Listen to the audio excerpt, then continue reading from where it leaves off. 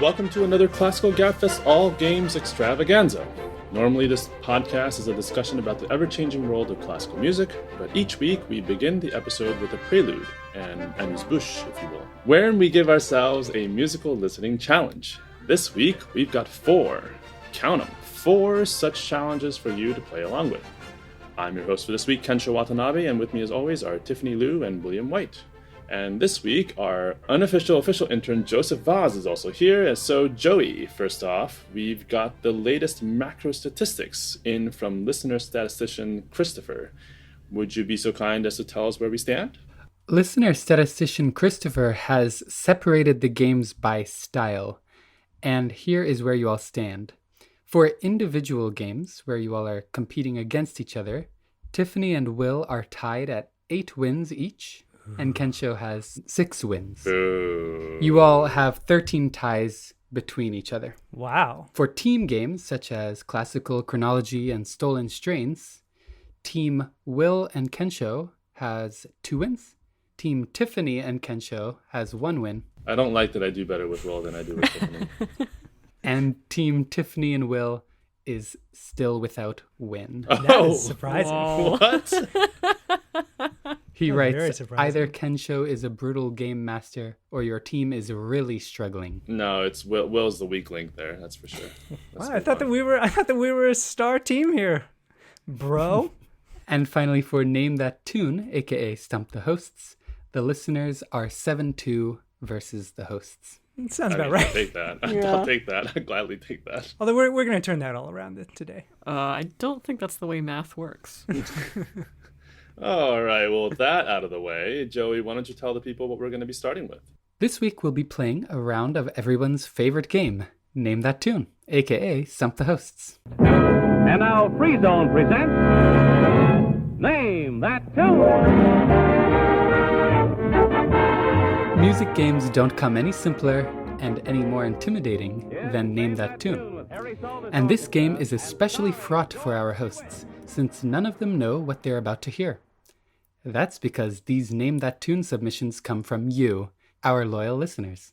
Your hosts make no guarantee that they'll be able to identify precisely what these pieces are, but we hope that hearing their thought processes will elucidate something about how they listen to music, and provide some entertaining musical banter. So that none of them can see the submissions, I'm once again here to officiate unofficially. All right, Joseph. Same cavalcade of miscreants sending us these submissions again. What do we got? Indeed, we start with longtime listener Jeremy's submission. Here it is.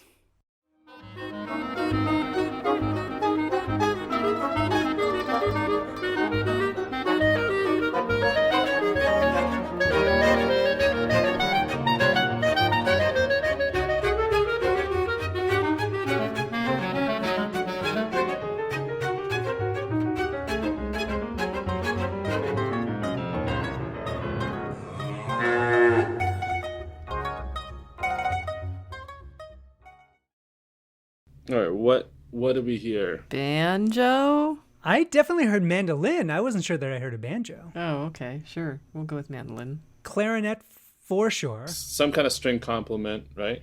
I have a pretty strong guess about what this might be. Oh, wow. Okay, let's hear your strong guess. Hey, I'm gonna lay it out there. I think that this is Jennifer Higdon's concerto for Time for Three. Oh. Do you guys know about Time for Three? Yeah. Mm-hmm. Fill us in, because I don't really know exactly what they are. It's like a bluegrass ensemble, right?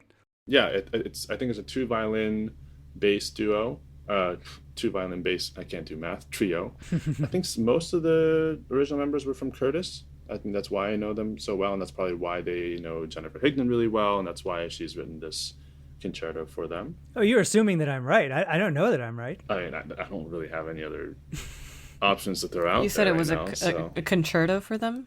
I know that I just know for a fact that she has written a concerto for Time for Three. Mm-hmm. And I'm just using deductive reasoning from that. The only thing that kind of holds me back from that is just because the accompaniment stuff, like in the strings and stuff, didn't sound like there were multiple, like sections of strings playing those. It seemed like more like a small string ensemble that was on accompanying. Well, you know how she writes. I mean, she often pulls out individual, like a quartet or something from Sure, yeah. a larger orchestra. Well, just for argument's sake, I mean, do you guys, in terms of the style of the music, is there someone else that came to mind?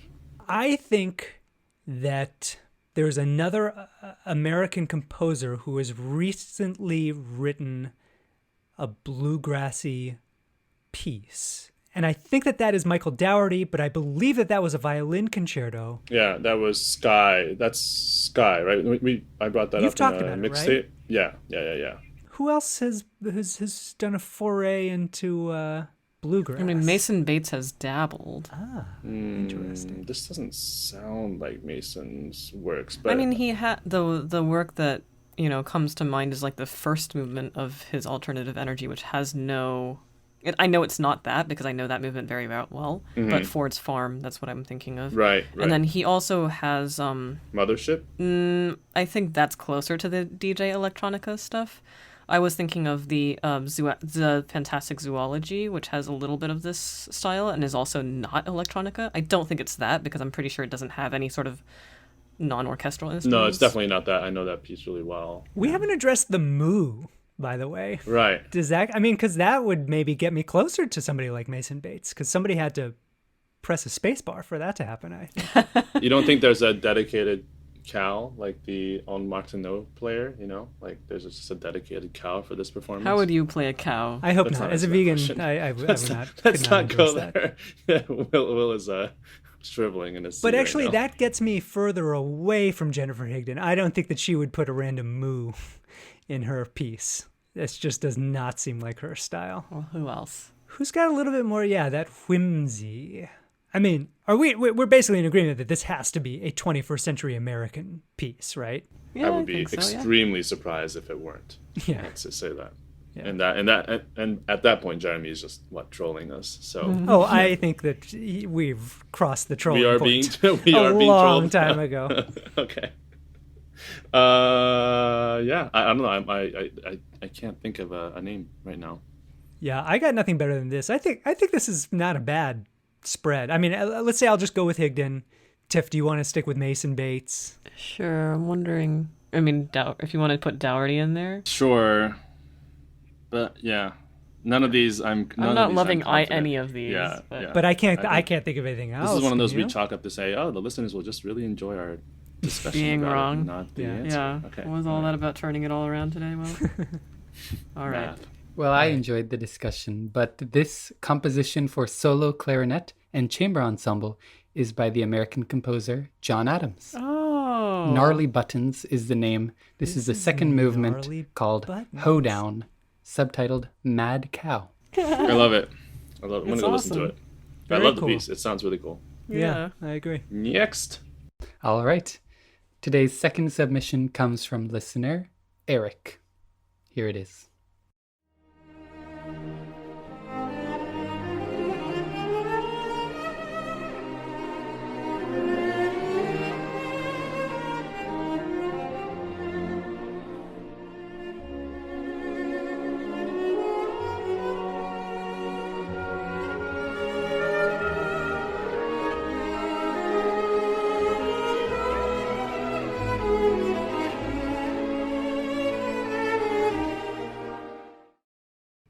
Tiffany, is this the Victor Herbert Cello Concerto? It's not that one, but it could easily. I mean, he was going to be my guess. I mean, he himself was a very good cellist and wrote a lot of cello stuff. So I'm hearing, high romantic cello concerto.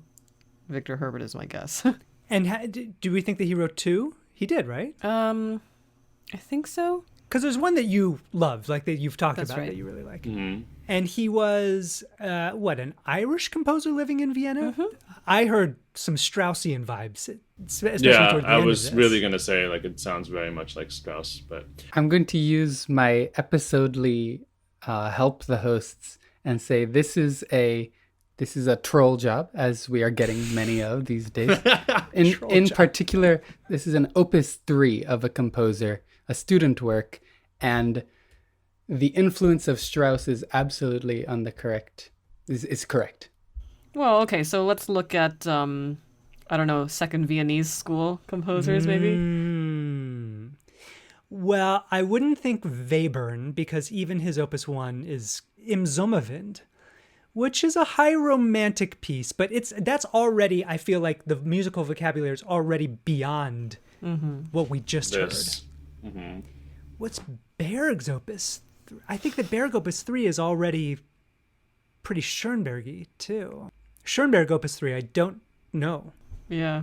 It could be this. Isn't opus 4 the Transfigured Nacht of Verklechte Nacht? Is it really? I think so. Then that's I wouldn't say that that's close in style to what we just heard, but yeah, I mean that's guess okay. It's more believable. Yeah, Like, it's more but I mean, believable. when you're early in your career, you're not necessarily like looking at continuity, right? What about like Zemlinsky?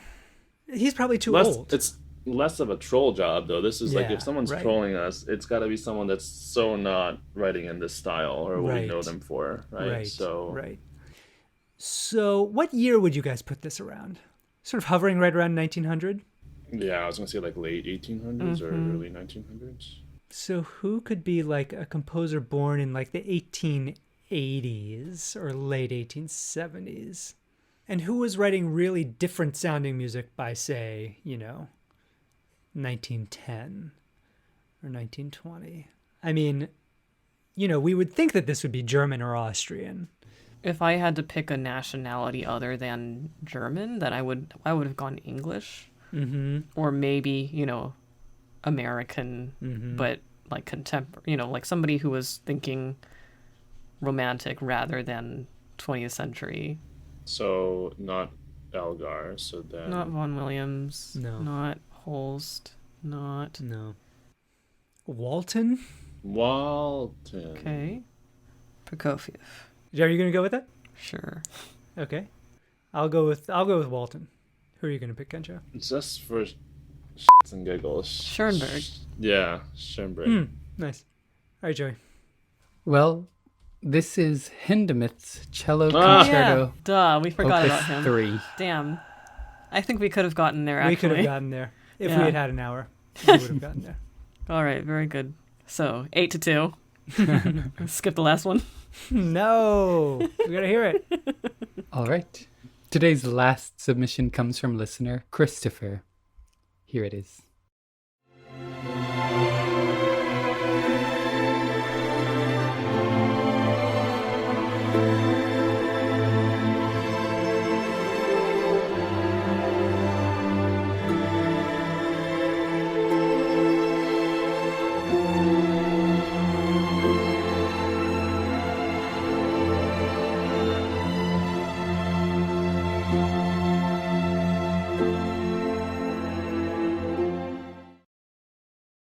Max Richter.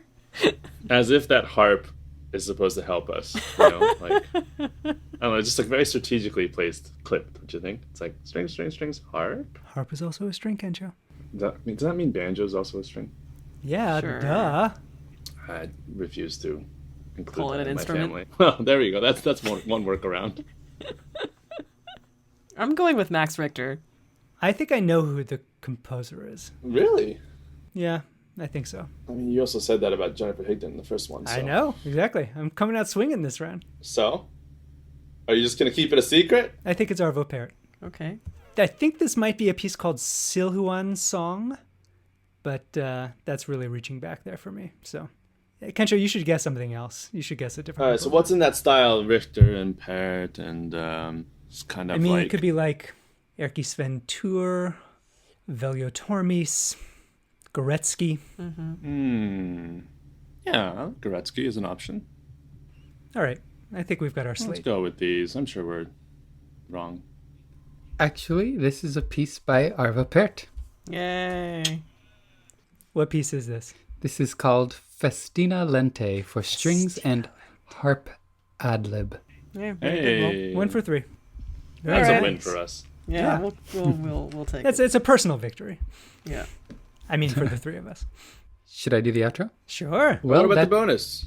Oh, that's right. Oh yeah, I hear that's that we right. have a little bonus here. Yes, we have a bonus submission from listener Anthony. Is this listener Anthony that we know? Joseph Landman, yes. I can already see where this is going to go. Always up to And this is the something. bonus because why?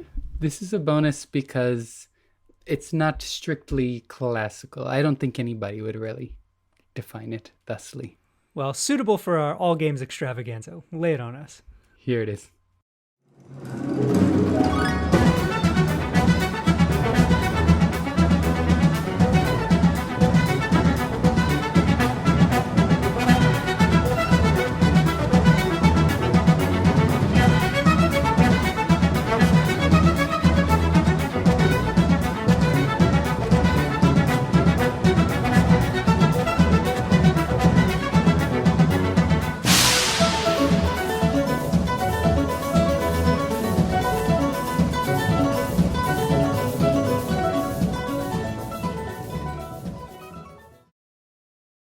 Is it a classical composer? Is it somebody who also writes classical music? Not really. Is it Frank Zappa? Yes. Okay. Wow, we actually got There we it. have it. What do we get? How much of we need to ask Christopher how much we get extra, for the bonus? Is that like an Yeah. extra credit point? Does that get us to even tied here? I think it should. Yeah, Christopher, please be kind. Yeah. The title of that work is G-Spot Tornado. Oh dear, I'm gonna have to I'm not bleep sure that if I can out. use that. But... Are we allowed to have that? I love it. Okay.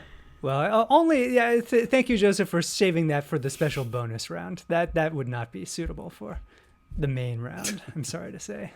Well, there we have it. Good game, everybody. That just about does it for this week's first game. But before we move on, we'd like to remind our listeners that these listener-generated Name That Tune rounds are a regular feature of our show. So as ever, we invite you to try and stump our hosts. Check the show notes where you'll find a link to the form where you can upload a 30-second unidentified clip of classical music for them to try to identify. And with that, it's time to move on to the next game. For our next game, we'll be playing a round of everyone's favorite game, Viola Hero.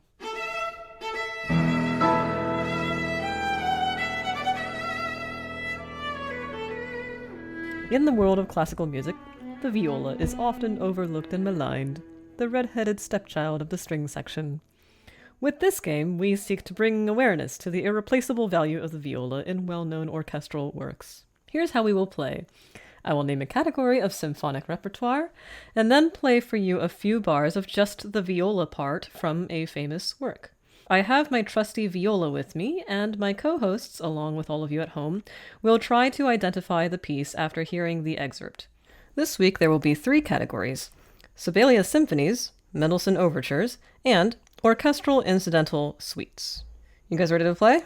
An interesting assortment of categories here. I love Yeah. that we played this game a number of times already, and the actual violist within this group has never been the host for this game. I don't know what you're trying to hide here, Will, but I'm just calling you out right now. I'll have to do it the next time. Yeah, you will. Yeah, sure. No problem, guys. Okay, here is your first excerpt. It is a Sibelius symphony.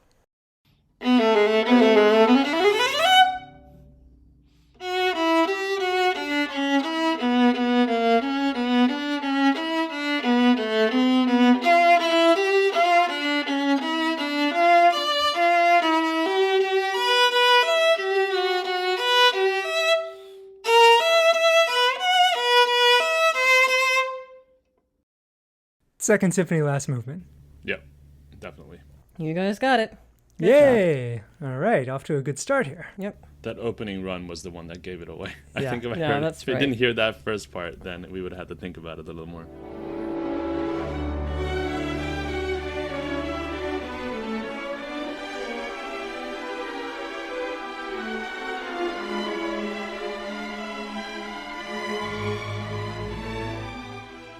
Okay, here is your second excerpt. Mendelssohn Overture.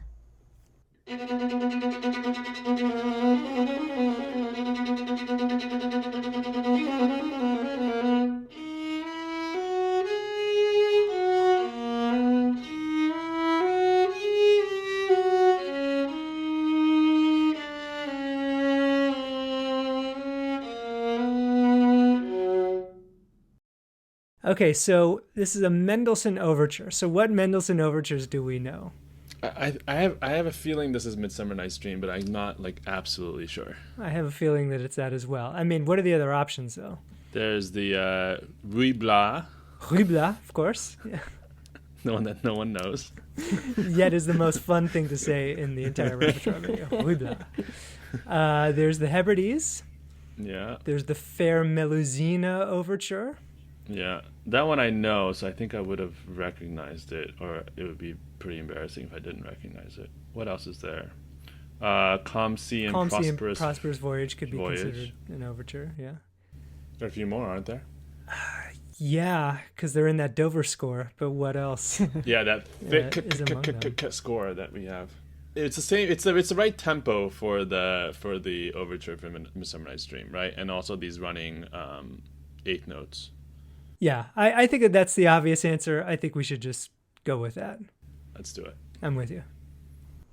Yeah, you guys are right. This is the second theme. So da da da da da da da da. Yeah, that's it.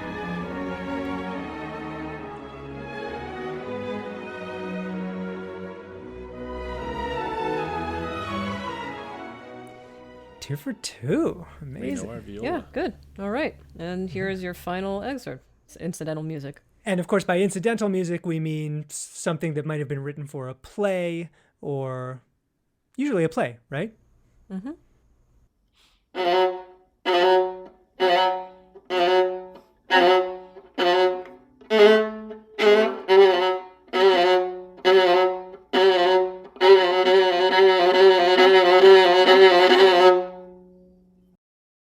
I'm thinking Defia. He has what? The Three-Cornered Hat, which is a ballet, so that's not quite incidental music. But then, what's his other big famous piece? I think that is an incidental work. El Amor Brujo? El Amor Brujo, yeah. That would be my guess here. That might be a ballet too, though, but it might be an incidental piece. No, isn't this in the Hall of the Mountain King? Oh. Well, that's definitely an incidental piece. Grieg. I think it's in the Hall of the Mountain King. Okay, no? I'm bandwagoning with you. I think you've convinced me. Yeah, Kensho got it. Yes! Nice!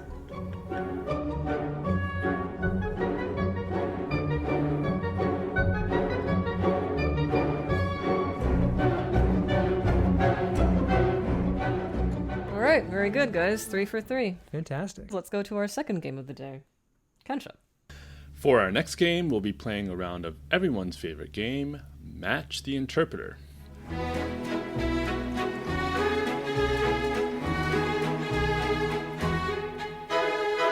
If you search online for a Beethoven or a Mozart symphony, you'll come up with literally hundreds of different performances, and in the world of classical music, we like to think that every individual artist brings their own personal spin to the interpretation of works such as these.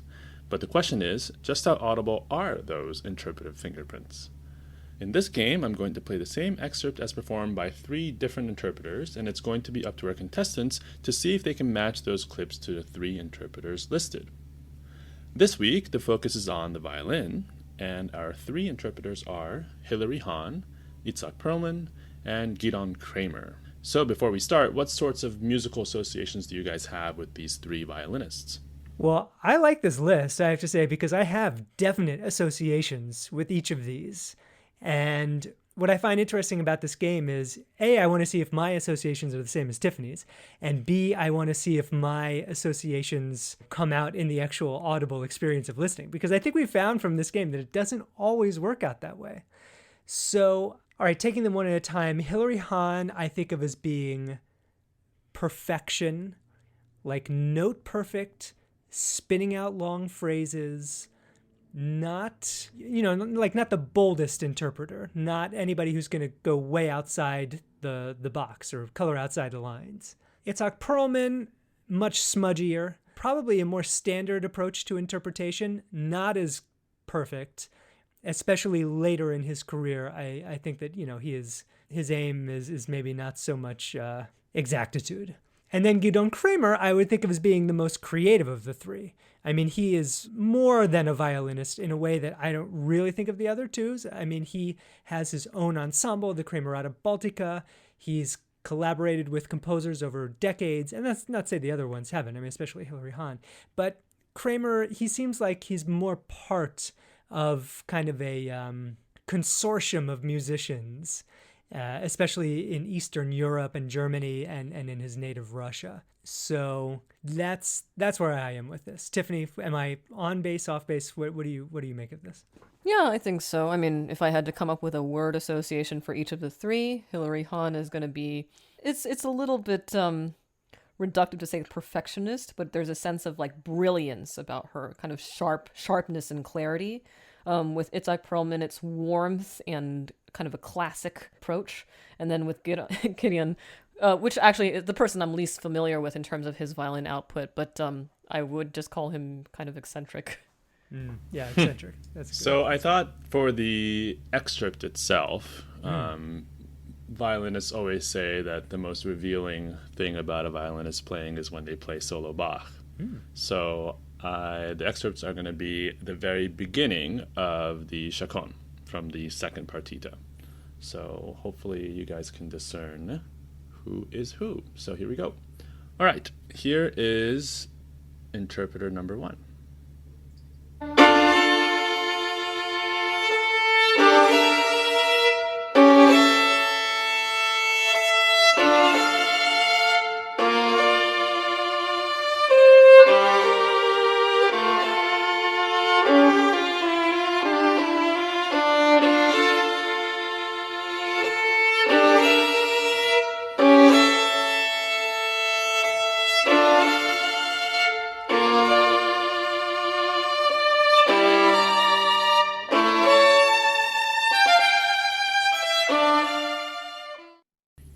Here is interpreter number 2.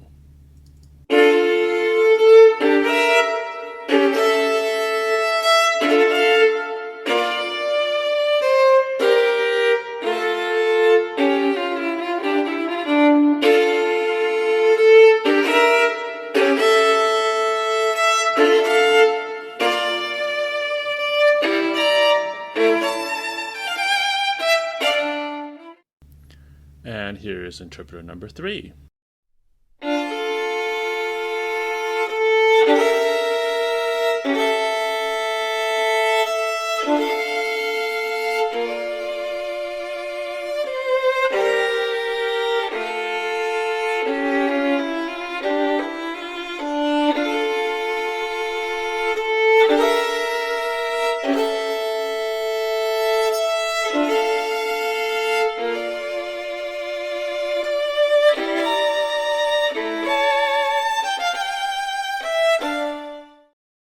I thought that the second one was definitely not Hilary Hahn.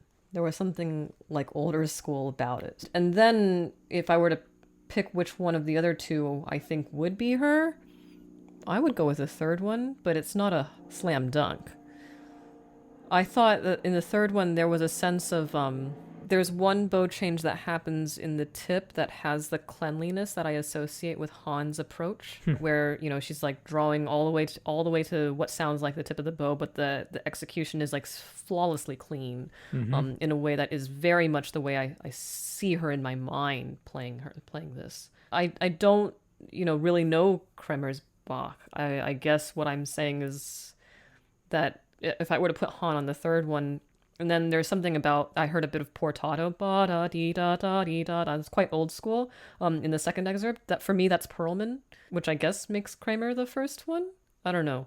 It's not a slam dunk for me, like I said. But the first one came across to me as like kind of a little aggressive, a little like hard-edged in a way that I don't hear from Perlman. So my order is Kremer, Perlman, Hahn. Okay, I heard something, I would say, pretty different in the second one. I thought that if anybody, I was going to pick that as Hilary Hahn. And I thought because there was a little bit more of an early music-y approach and just her being a younger interpreter, I think that she's more open to that kind of thing. I thought that one had less vibrato and more shaping and tapering of the phrases and the notes. Whereas like the third one, I felt that it was very sostenuto. And to me, I associated that with a little bit more of an old school approach. I agree. The first one was quite bold. I'm still not quite sure that I am confident in saying that the first one is Guidon and the second one is Hilary. I actually think it could go either way. But just for argument's sake, I'm going to say Guidon, Hillary, and Itzhak. Well, it's really interesting to hear how you heard it because, anyways. Tiffany was the closest. It's not, no one got it exactly correct. But the order went Perlman, Kramer, Hahn. Oh, yeah. So you were right on about Hillary Hahn on the last one then, Tiffany. Right. But at the same time, I think the difficulty, and also this is kind of what's interesting about this piece, because many of these soloists will record it over a long time throughout their career, like they'll have multiple recordings. So I think it's also that maybe it has affected how you hear them now as opposed to when this recording was made. So I think Hillary's recording is quite early on. This is from 1997, this recording of the Chausson.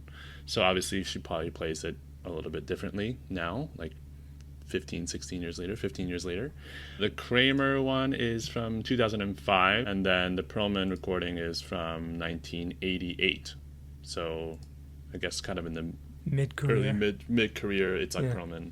So very interesting to kind of hear their approach. I think actually what stood out was, at least in my comparison, was that the second one is very idiosyncratic, right? The chords aren't broken at all, right? And then Tiffany mentioned that kind of portato or even like parlando, like really putting like consonants in those slurs. So I felt like that was very indicative of Kramer to kind of play it very differently than many people are in that sense, especially in 2005. So very interesting. Thanks for playing along. And we will move on now to our third game for the All-Games Extravaganza. Will. For our next game, we will be playing a round of everyone's favorite game, Game of Pairs.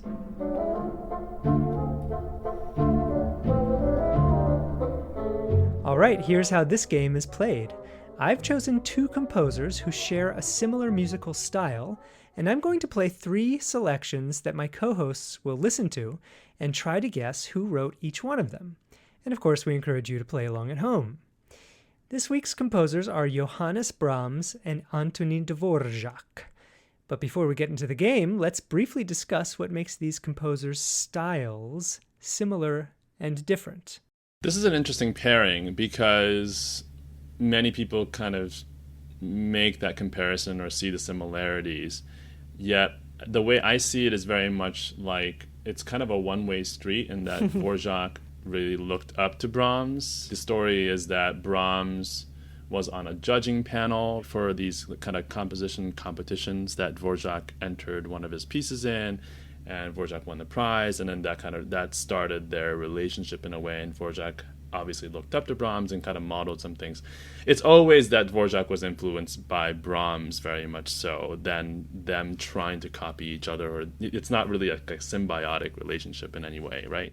Yeah, I mean, I do think that it's not a case of where they mutually influenced each other, but that said, I mean, we're going to find that they both have a very robust folk influence, that they're both from the same, I mean, they're both from roughly the same romantic era kind of symphonic tradition. Yeah, I mean, they were both symphonists, Dvořák's, more prolifically so, I suppose. I think Dvořák was overall more prolific, right? Definitely. No question. At least in terms of what was kept and not burned. Right. He has more chamber music. He has more symphonies. He has quite a few choral works that I'm not familiar with at all. Brahms, the one genre that I would say that I would associate more with him than with Dvořák is like solo piano stuff, or just kind of pianistic chamber music in general, extended chamber music, music for kind of more than string quartet, or although there is the famous piano quintet of Dvořák as well. In fact, they both have, two of my favorite instances of that genre. But yeah, I mean, this will be interesting because you like to... I was fairly early in my music career when I realized that there was such an adjective in my head as Dvořáky. There's like a particular combination of harmonies and melodies that I associate very much with Dvořák. And Brahms is much more, I think, diffuse. He has a really specific evolution over the course of his career, I think. And overall, I find a slightly bigger variety in terms of color palettes. All right. Well reasoned, folks. Let's see how you do here. Here is our first excerpt.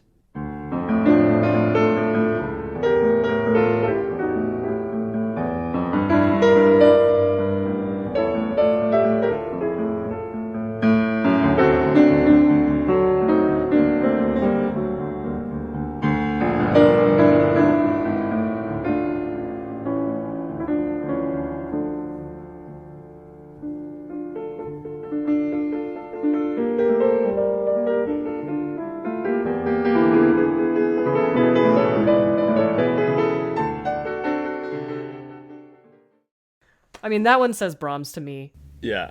You know, I mean, one thing we didn't talk about in our pre-game analysis was their love of cross rhythms, and both of them share this. But in Dvorak, it's often a much more transparent deploying of that, you know, like 2 against 3. You'll have 2, and then it'll switch rapidly back and forth between 2 and 3, rather than being superimposed on top of one another. And the whole textural aspect of having 2 on 3 right on top of one another the whole time, switching voices, that's Brahms. I don't know. I mean, again, I associate him more with the solo piano work as well. This all says Brahms to me.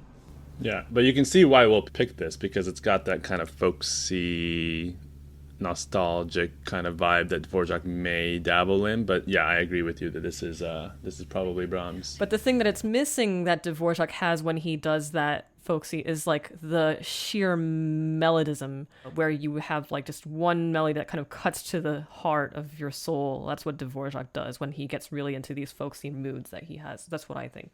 Yeah. Yeah, you guys are spot on. This is Brahms. This is Brahms' Variations on a Hungarian Melody, Opus 21. So it's actually a pretty early work. Well done. All right, here's your second excerpt.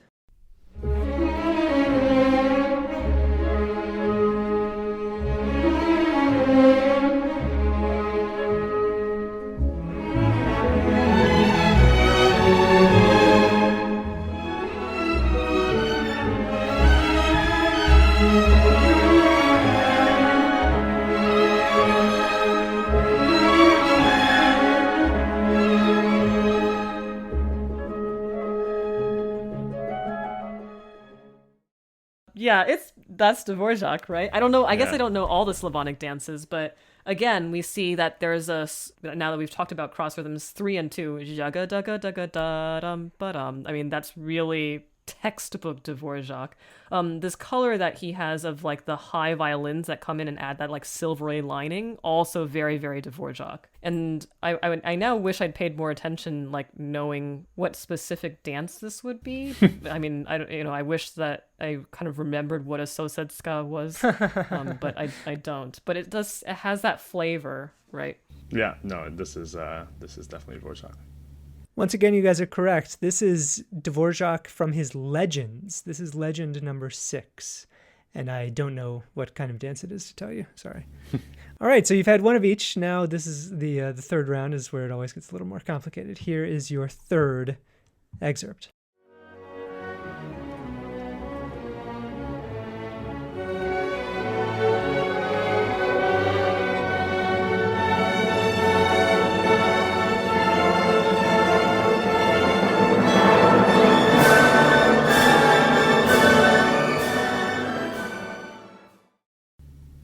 I'm leaning Dvorak on this one as well. I think so. I don't know about you, Tiff. And I think what pushed it over the edge there for me was the end of that. It has a warmth and layering that sounds maybe like Brahms, you know, the way that it was starting to remind me a little bit of like Tragic Overture, that kind of stuff. But at the very end, where you have this like very, very high violin melody that was definitely a folk inspiration, like that says Dvorak to me. It's not, well, let's see, it's none of the symphonies that I know of, but it did sound symphonic. So I wonder, I mean, there's at least 5 symphonies of Dvorak and, you know, a number of other orchestral works that I've probably never listened to. Yeah, but you can tell like the kind of playing with like the major and minor, like the, you know, changing the harmony after each iteration is kind of like, I don't know, I was thinking like Brahms 3 is kind of like that. So, but yeah, I mean, this, like you said, that kind of very, very high violin is what tipped it off for me as well. So we're in agreement.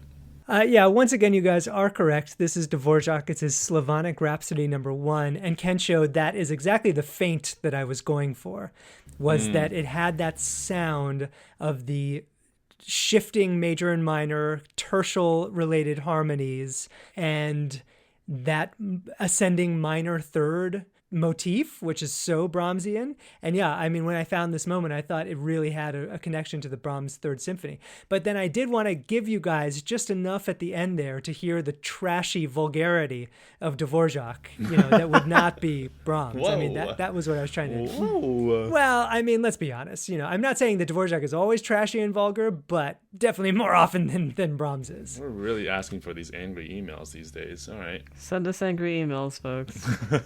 So anyway, great job, guys. That was a fun round of Game of Pairs. And now we are on to our classical mixtape. Tiffany. In our classical mixtape, we each recommend some music that's caught our ear this week to share with our listeners. So, Kensho, what do you have this week? Well, this recommendation comes really actually thanks to you, Tiffany, because you reminded me of the existence of this composer. The last time we played a Name That Tune round, you mentioned Nikolai Medtner, and actually brought me back to the first time I heard this piece was actually, or heard Medtner's music at all, was this piece, the first piano concerto by him. I think he's written 3 piano concerti, actually, but this is the one that I know, and I like quite a bit, actually. So recommending this, and that... This particular performance is by Jeffrey Tozer on the piano with the London Philharmonic Orchestra with Neme Järvi as the conductor.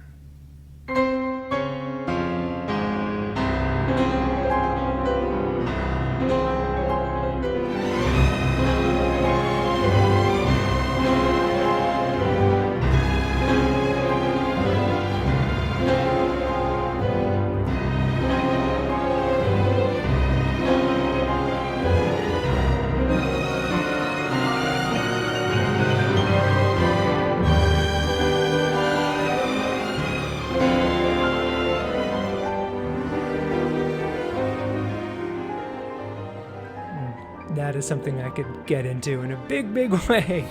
So noirish. It's a nice cross between Tchaikovsky and Rachmaninoff, you know. And Liszt. Yeah. So it's got good stuff in there. It's fun. I have a friend in grad school who did his entire dissertation project on the piano music of Nikolai Medtner. So that was...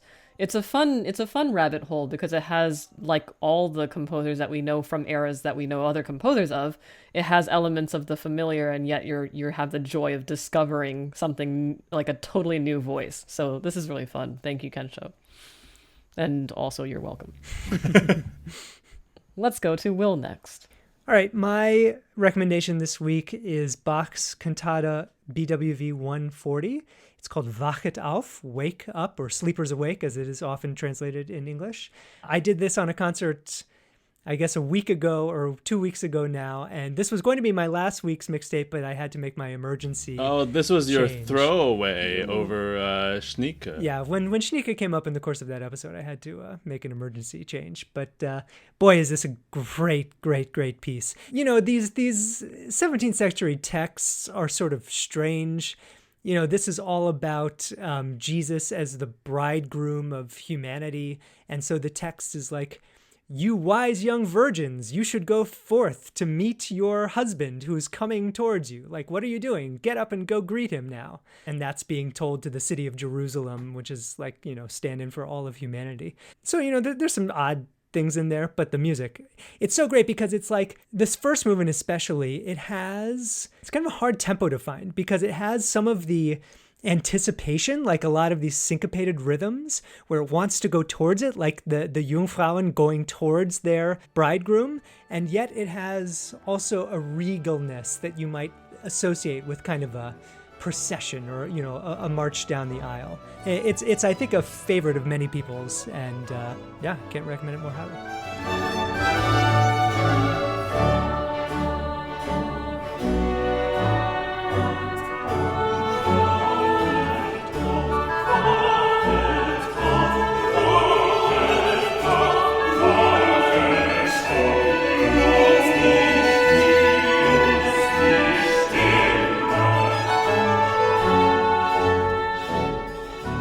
This particular performance is by the inimitable Netherlands Bach Society, conducted by Jos van Veldhoven.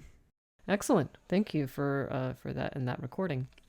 For my recommendation this week, I am bringing an old school recording. This is Jeanette Neveu, who I think I've recommended on this mixtape before. I think the last time was probably maybe Herzegan. I don't remember, but it was. That's right. That's exactly what it was. And so here is another virtuosic violin piece. I've often find myself wishing that I knew the old school recordings. I often wish I had that level of like intimate, like repeated listening, almost memorization of just the initial vapors of a person's sound. Like you just know. And I think we've discussed that before on this podcast apropos of the Match the Interpreter's game, because none of us are particularly old school audiophiles. But anyway, Jeanette Neveu makes me wish I were one of those people. So here is her Chausson Poème with London Philharmonia Orchestra and Ise Alexandrovich Dobroven conducting.